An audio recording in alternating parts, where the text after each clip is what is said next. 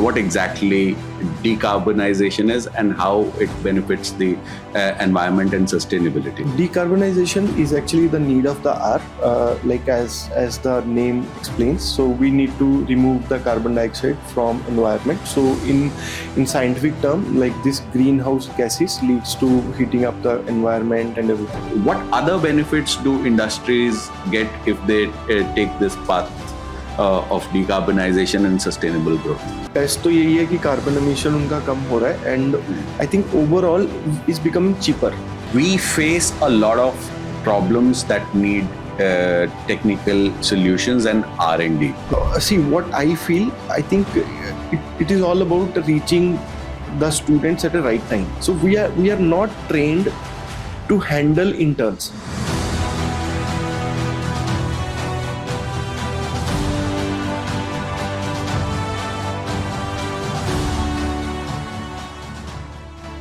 Hello and namaste to all my audience.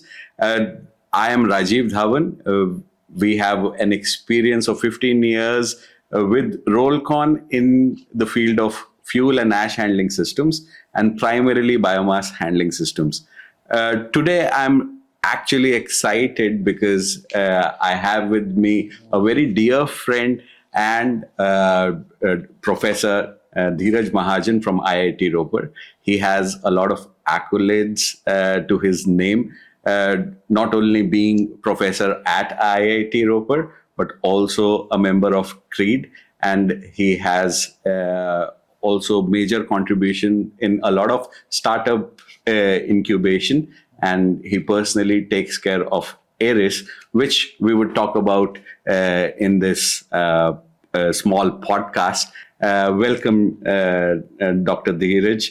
How are you doing today? Yeah, thank you very much, Rajiv. It's a pleasure to be part of this podcast, and I'm doing wonderful and looking forward to our discussions. Thank you. Oh, wonderful. So for the sake of our audience, could you quickly tell us about the work that you do at IIT Ropar and the other fields that I've just mentioned? Yeah, sure. So I am professor in the Department of Mechanical Engineering, IIT Ropar, and I joined IIT Ropar in December 2013. So it's almost more than 12 years at IIT Ropar. And before that, I did my PhD from IIT Kanpur. And before joining IIT Ropar, I was in Germany for 4 years, working as a postdoc researcher in one of the very renowned center for research in steel sector. And so that gives me flavor of working in both polymers, which was my focus area in during PhD, and then my focus area become metals and metal fracture and failure under aggressive environment like hydrogen as part of the postdoc journey. And then so when I came back to IIT Ropar, so the idea was to do something big in the domain of hydrogen. So I was working in that continuously, writing multiple projects in this area. And then so the startup journey happened in 2022 based on very creative stuff that we could do in the tenure which was I was there at IIT Ropar, because working at IIT Ropar you get a lot of flexibility to work as a consultant to various startups, various industries, and that exposure actually gave a lot of faith in order to do our own startup. And then the journey, since the hydrogen was always a dream to do something big in this domain. Correct. So ARIS happened in 2022. Wonderful. So for a layman, to understand what decarbonization means, how would you explain it to a layman? What exactly decarbonization is and how it benefits the environment and sustainability? Okay, so decarbonization is actually the need of the hour, as the name explains. So we need to remove the carbon dioxide from environment. So in scientific term, like this greenhouse gases leads to heating up the environment and everything. So ultimately, like government has also made a mandate, like government of India has said that India need to become net zero country by 2070. Okay. So in that process of net zero, like we need to get rid of all the GHG emissions by 2070. So the process of this has already started. Government has put a lot of mandates to industries, like by 2030 they have to reduce 50% of their emission. So this is a great initiative. So this, on one side, it's like you are going to switch to cleaner fuels, like biomass, like hydrogen. That's one part of the story. But then there is also a concept called energy efficiency. So where you need to use less energy for the same purpose. So ultimately, when you use less energy, means you are also decarbonizing. So this is like looking at the climate change happening. So this is like India is part of the global mandate, and then India is really pushing hard to get into this fulfill these mandates. And industry is also very clear how they have to reduce their emission. So generally industry for industry to reduce emission, there are some emissions called scope 1 emission, which they are doing within the boundary of the industry. Scope 2 emission comes from the kind of electricity they are using, and scope 3 is whatever is happening outside the boundary of the company or the industry. So overall, I think there are various things that industry has to follow. Like for scope 1 emission reduction, they have to switch to cleaner fuels. For scope 2 emission reduction, they have to switch to cleaner electricity. Then scope 3 emission, which is like everything outside the boundary, like majorly transportation and everything, they have to switch to cleaner vehicles. So that had to be my next question, because being a part of the industry myself, and I've recently seen the surge in the number of inquiries and orders that we are getting for the biomass handling system. When we started, we had a portfolio of around 10 to 15% was biomass. Rest was all coal and ash handling systems that we did. But today we are doing around 70% is just biomass handling systems. So that is the kind of shift that has happened. And of course, there has to be certain incentive other than just the environmental benefit. So what are the other benefits? As you mentioned, efficiency is one. What other benefits do industries get if they take this path of decarbonization and sustainable growth? एक तो like best तो यही है कि carbon emission उनका कम हो रहा है, and I think overall is becoming cheaper. Like coal से चीपर पड़ रहा है biomass. Correct. In that sense, मतलब when you do the number crunching, coal is 8 rupees and the GCV is like say 38 4,000 है ना, and biomass is coming like 28 3,200 GCV achieve हो रहा है. तो overall something which we can compare, and then this biomass is becoming cheaper, and overall in the ecosystem, like there are a lot of jobs being created in this process. So the industry is benefiting from multiple avenues that is opening up due to decarbonization, and particularly with respect to fuel. If you say that we are switching to, companies are mandated to switch to cleaner fuel like biomass, and overall biomass is cheaper compared to coal, like any day. But yeah, so there are issues, or the teething problem is there, like this kind of biomass utilization never has happened before. So industry is facing some issue, but I think this is part of the process. Like sooner or later this biomass supply chain need to be sorted, so that end user is industry, but the source is farmers or the farmer field. So when you see the whole ecosystem which is emerging from the villages, will directly benefit the villagers to say, their income level will increase in this process, and industry and local job creation will happen. So of course import independence will happen for the fuel that we are getting. So biomass as such, of course it's used in the burners directly, but then there are multiple use, like for CBG plants. Government has mandated to switch to open 5,000 CBG plants in the country.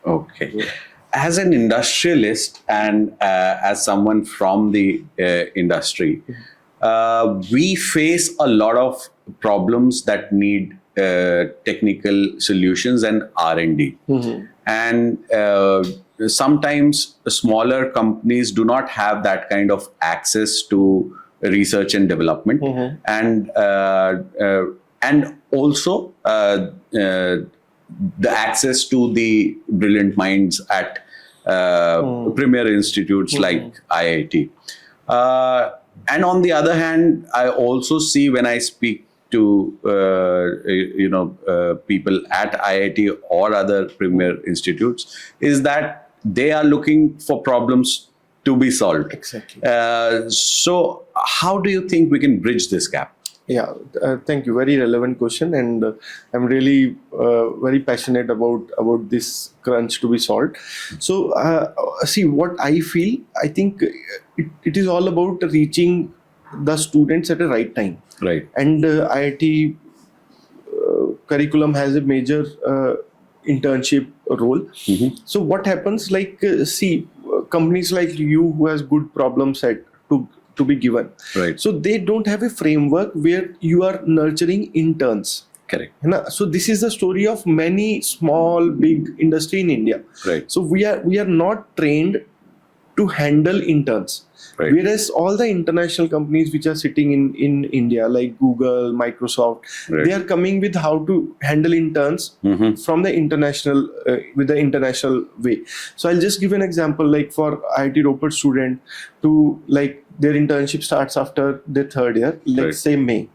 And then the companies, like all the big companies, software like Google, Microsoft, Oracle, they come for internship interviews in August, the previous years. And with the kind of funds they allocate as an intern, Right. like honorarium or stipend, that's huge. Correct. Because for them, that transition of employing the new employees, they have now shifting for, rather than final year doing interview in the Right. final year, to performance based on in the interview to give them pre-placement offers. Pre-placement So offers, I think okay. this model is missing in the core industry. Core industry, yes. Because core industry really, and actually IIT Ropar is the first IIT to start 6-month internship in the IIT system itself. Okay. Like in 2019-20, we started this thing. So our BTech student are available for 6-month internship in any industry. Okay. So how we did that, like we started another like BTech, we have various versions of BTech. So BTech with additional internship is there. So without compromising the number of credits a student can do. So the student do the credits of a semester that they are going to spend in industry early. Right. Now, so that they are available for one semester to spend in industry. So when they couple it with the summer internship and the subsequent semester or the last semester, they get like 6 months complete to spend Okay. in industry. And Okay. that has really given us a lot of benefit. The core industry now see the performance over longer time. Right. See, software mein, at least I felt that within 2 months you are able to judge. Correct. Na? Correct. A good mind, Right. good understanding. Right. In core, you need little more time to understand how the student is doing and all. Correct. So that has really opened up new avenues for us. Like students are going to core companies for 6-month internship and now getting pre-placement offers in those things. In those as well. Okay. So I think the model what our industry need to adopt, like I always tell that in Germany, I think when you see some companies, you will see that before the summer time starts, they will start putting interns positions on their websites. Okay. Okay. That thing is never happening in India. And probably I think our industries are very repetitive. Yeah. Like for They're innovation to living happen, in- yeah. you Have to come out of the box. come out of the box, and then when you are doing innovation, you need new solutions. Right. And this is where the intern, when they come with new energy, with understanding, They they can are add the value. first guys to really put onto those problems. So Yeah. I think we need to build a mechanism where we need to put faith on our young minds Yeah. through such kind of internship, and I think the reward will be amazing if we can open up the companies for interns and nurture them. Now let's talk about the burning issue of stubble burning. The kind of mess Delhi gets into every winters, and a lot of it is attributed to stubble burning, and the air pollution and the AQI numbers are, they're always in the upper 300 region. So, what is it that IIT is doing to solve this issue? Okay. Yeah, first of all, I would like to clarify that not everything is based on the burning. Right. What is happening in Delhi is based on the nature A lot of of factors. timelines we are working in those months. Uh-huh. So and on the other hand, like with respect to stubble burning and all, see, IIT Ropar is hosting like two big centers in agriculture. One is AI in agriculture, and then other is agriculture and water technology hub sponsored by DST. So we get lot of access like to farmers and their problems. Okay. So and then as part of problem solving, a lot of startups are working in this domain. So like one particular startup where I am also faculty advisor, like they are doing digitalization of biomass supply chain. Wow. So in that way, like we are making basically Uber of biomass. Okay. So in that platform, farmer is there, industry is there, and all the machinery people are also there. Okay. So the idea here is like if we can improve the efficiency of biomass pickup Correct. from the field in that short tenure which is available, Right. then we can improve the biomass collection. Right. But I am also part of a committee in the agriculture department of Punjab, looking after the subsidies to farmers and all. So that also provide me very great insights. See, government is trying to do putting amazing effort to help farmer to solve this problem. Okay. So there are a lot of mechanism called In-Situ biomass management. Then there's an Ex-Situ biomass management. Okay. Punjab, looking after the nutrition value which the paddy brings, they Right. are promoting In-Situ biomass management. Okay. But then that is not the only solution. Right. Like farmer get into difficulty to put this paddy into the soil again. Lot Right. of diesel get into the picture. So farmer is also happy if somebody can pick the biomass. Pick the biomass. From source itself. From the source itself. So I think looking at that, the opportunity is great, and with the mandates that government has put up, Right. like with lot of biomass to be incorporated in the conventional fuel, Right. I think it's a great opportunity for the country where the biomass should become a main fuel, Yeah. and the farmer should give all the support to solve this problem. Absolutely. And with the startups playing the role of scaling this pickup, Correct. I think it's not far that we will have a good solution to. So I see that you have a large body of work in the field of hydrogen technologies as well. Could you shed light on that as well? Yes, sure. So, like our lab at IIT Ropar, the one that I am leading, so a lot of PhD students have graduated understanding the fundamental aspects of hydrogen metal interaction, like which is a critical problem like hydrogen embrittlement towards hydrogen infrastructure that is envisioned in the future. So, but other than that, like hydrogen fuel cell, hydrogen storage, these Right. are also critical problem along with the startup in green hydrogen space. Right. But I also want to tell that IIT Ropar, especially like the startup scenario, has become very, very interesting in the hydrogen domain. So we have multiple startups in hydrogen, like biomass to hydrogen generation, then hydrogen transportation pipeline startup is there that are working. So I am also faculty advisor to that startup. Okay. So overall, I think the scenario, because of the biomass issue, because of the lot deep tech understanding available in hydrogen. So in hydrogen domain, we are really excelling in at IIT Ropar. But what I feel कि hydrogen का जो problem है ना, वो मतलब अगर मैं 4 category में डिवाइड करता हूँ, तो जनरेशन है ना, storage, transportation and and use. Okay. So ये 4 कैटेगरी में, these are the 4 pillars on which hydrogen economy will stand. Right. है ना? Right. तो of course we are not doing everything under the sun, Right. but yeah, we are doing very critical things in these things. Okay. So many faculty members are working in the hydrogen domain, from Okay. chemical engineering department, solving the transportation issue, physics department working on the hydrogen generation issue.